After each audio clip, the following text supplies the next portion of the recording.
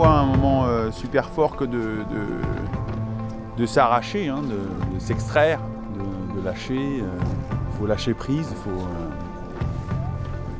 et forcément de demander d'en parler, ça fait monter l'émotion. La dernière fois j'ai fait 59 et que c'était pas ce qu'il fallait faire, puisqu'il faut faire moins de 57 et 13 heures ou 12 heures.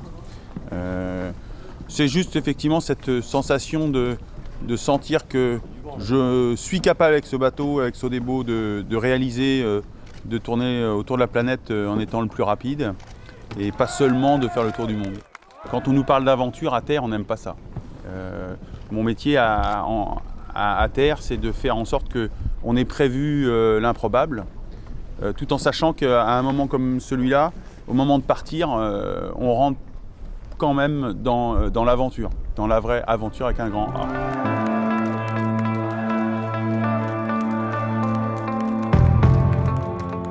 C'est une image assez incroyable quand même de voir un bateau qui part là et de se dire qu'il va se faire le tour du monde tout seul.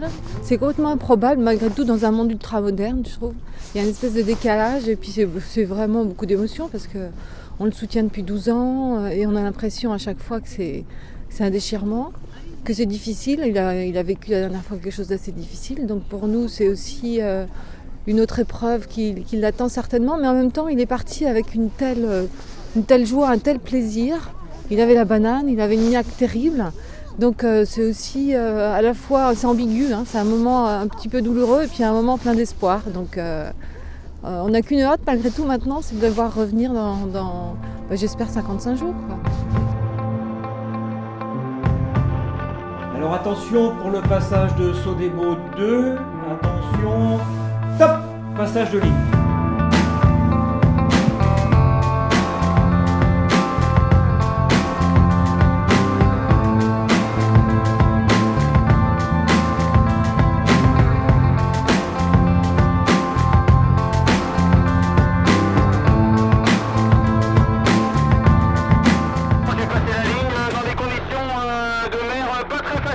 Pour être très honnête, une houle assez de travers avec un vent assez oscillant entre 26 et 30 nœuds.